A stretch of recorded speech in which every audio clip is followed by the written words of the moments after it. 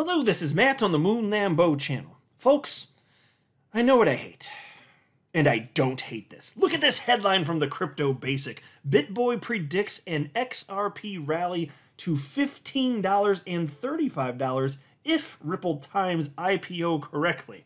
Well, that would be rather fantastic. I got some thoughts on this I want to share with you.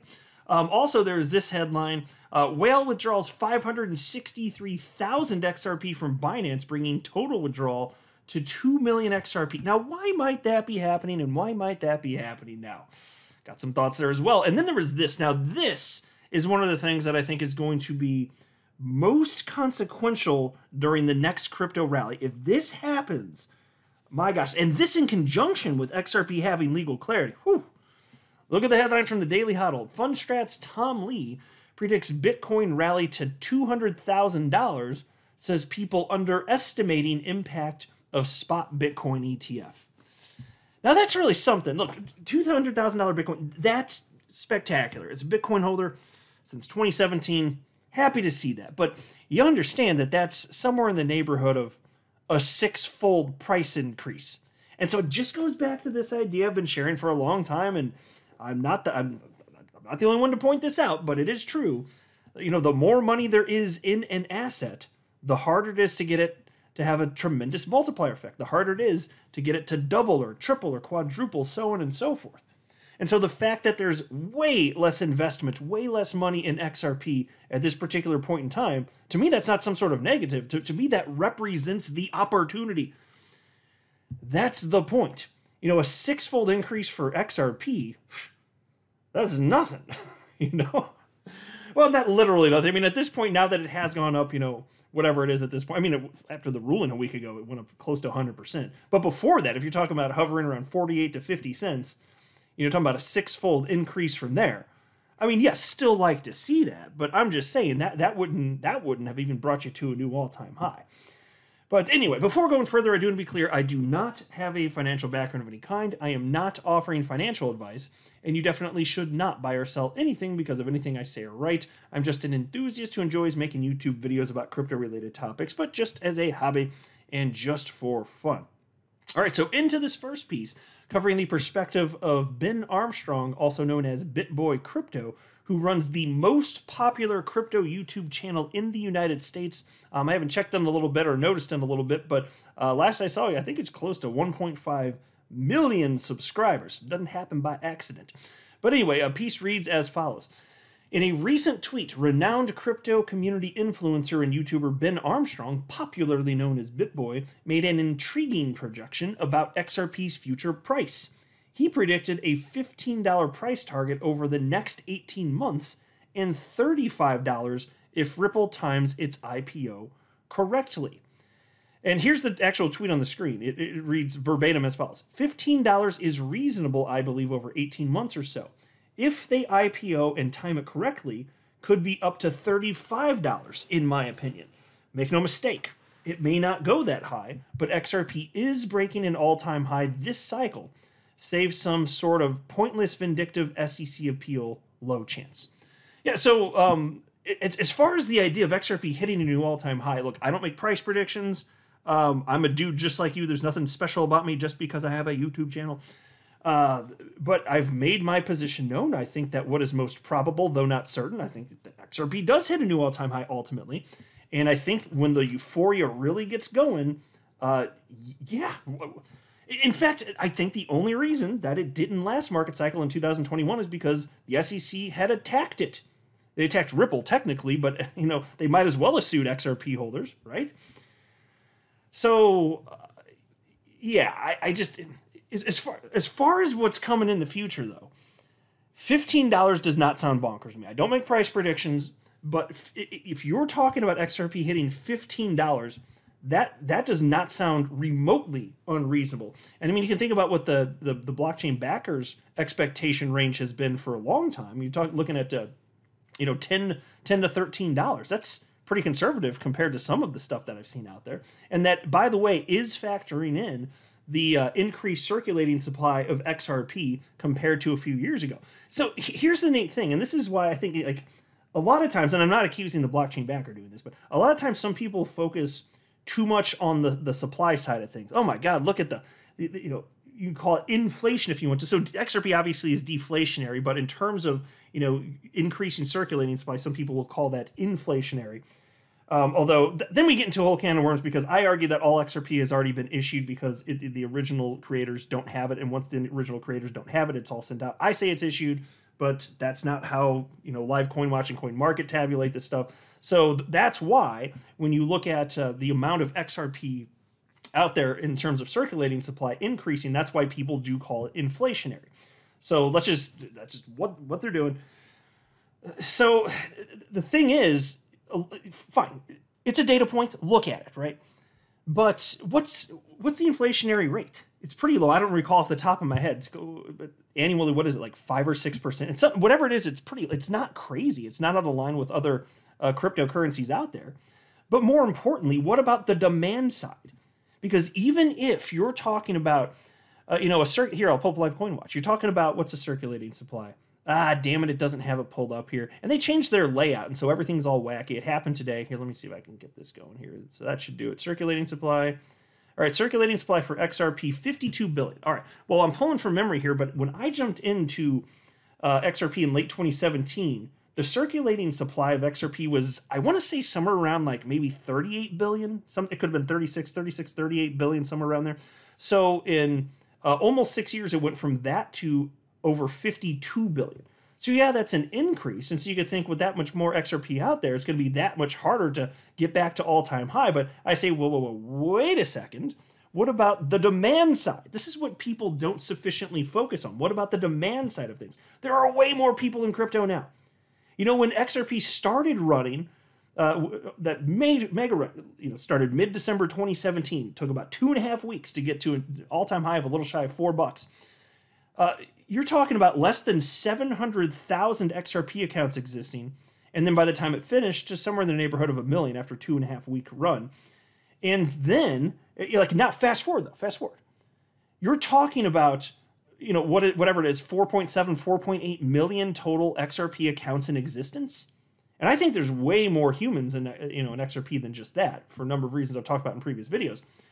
But either way, so you're talking about substantially less than a 2-fold increase in the circulating supply in XRP, but, you know, close to a 5-fold increase in the number of XRP wallets.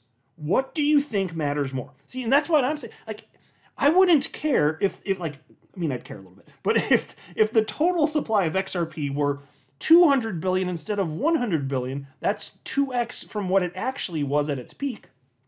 But what about the number of people coming in? Are you expecting a 10-fold increase, a 20-fold increase of humans jumping into crypto, and a lot of them ultimately purchasing XRP? And so I just don't, I think that people get too caught up on the supply side without acknowledging that the demand side is way, way, way more important. And when you consider that there's almost no humans on the planet in crypto, like, duh, of course that's going to be substantially more, you know, impactful in terms of the future price action of XRP. I believe anyway. So as far as this idea of timing the IPO, and I'll make an educated guess here that when he's talking about timing, you know, Ripple timing an IPO properly, I think he's talking about if we're in euphoria mode, you know, as a crypto asset class, and then there's a Ripple IPO. I think I'm guessing here, I'm speculating that that's what he's saying. That would prompt XRP potentially go up to $35. And so I hope he's right. I would love for him to be right. I'm not necessarily convinced that would occur. And the only reason that I say that, so just respectfully disagree on this one part here, is because every single action Ripple has ever taken has not impacted the price of XRP in any way that I can detect.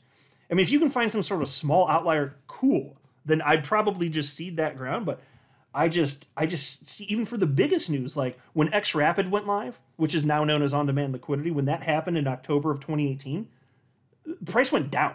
Okay, so like this, you know, this idea of good news doing historically just hasn't been true. So I would love for that to be true, and if this is that one instance where it actually happens, awesome.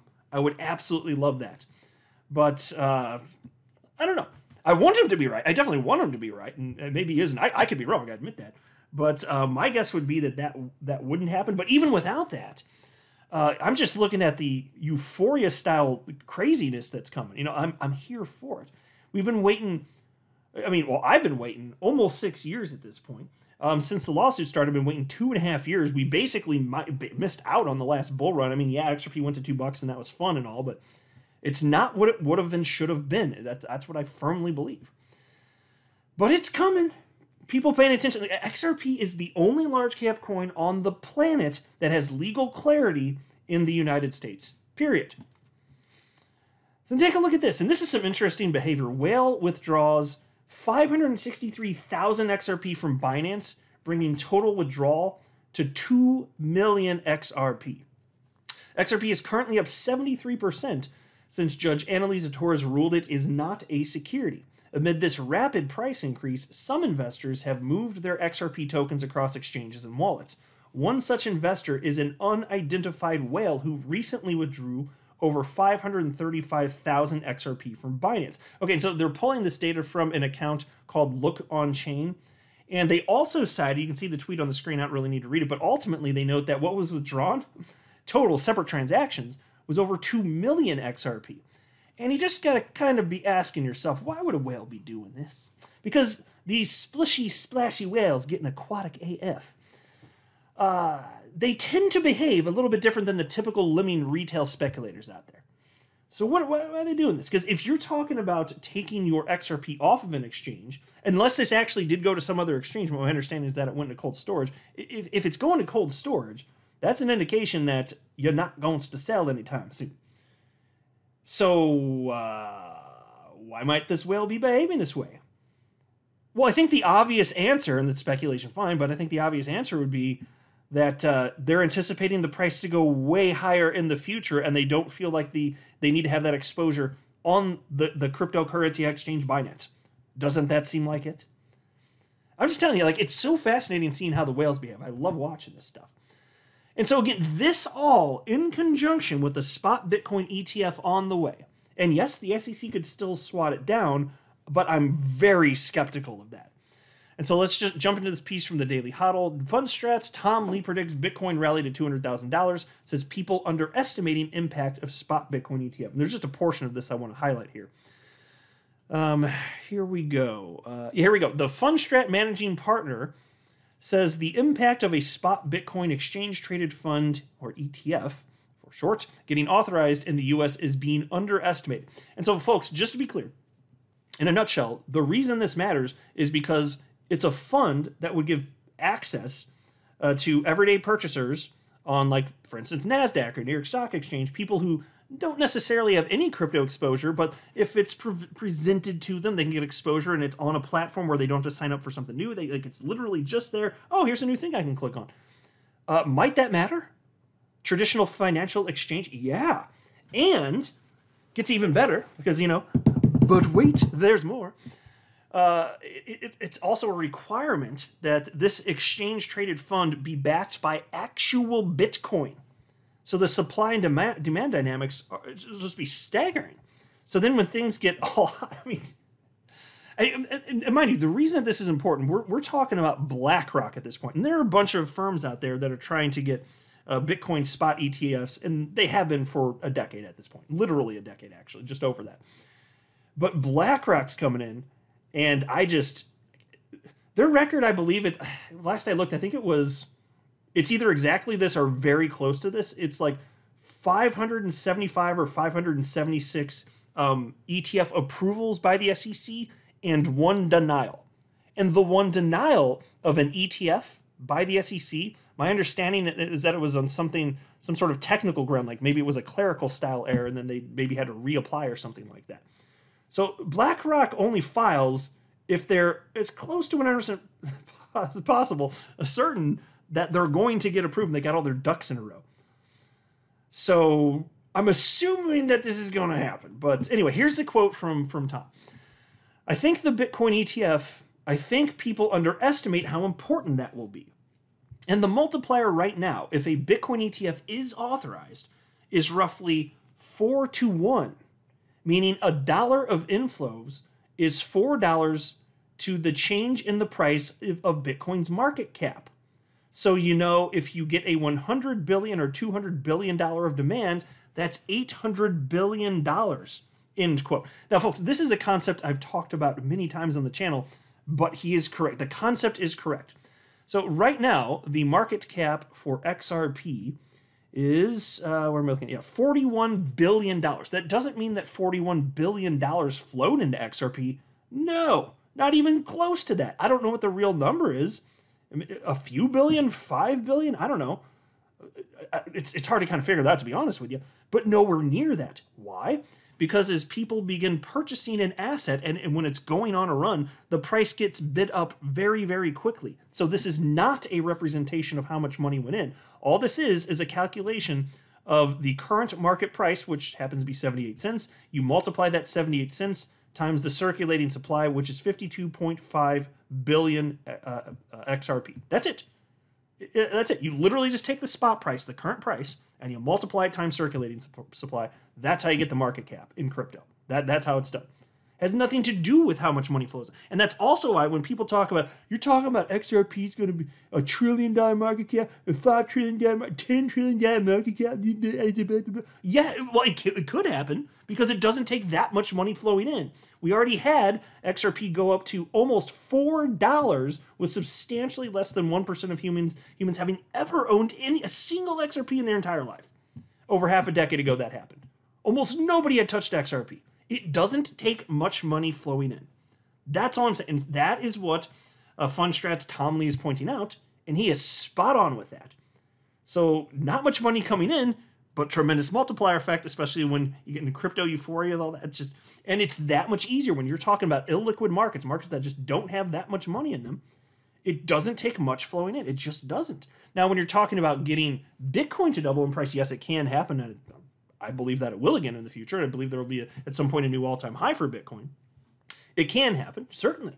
I'm just saying it takes way more money flowing in, so the opportunity for Bitcoin is way less than it is for a cryptocurrency that has a lower market cap should it take off, like XRP, for example. And so, anyway, Peace continues. In the event that spot Bitcoin ETF applications are rejected in the US, Lee says, quote, if you don't get an ETF, then you're going to rely on sort of organic network effects. But I do think an ETF is very likely, and that would also be a very important and underestimated catalyst, end quote.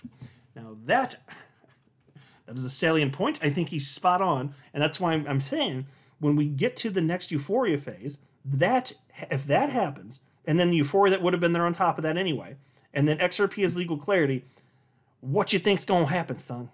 You tell me in the comment section below. I'm not a financial advisor. You should not buy or sell anything because of anything I say or write. That would be a very, very, very bad idea. Until next time, to the moon, Lambo.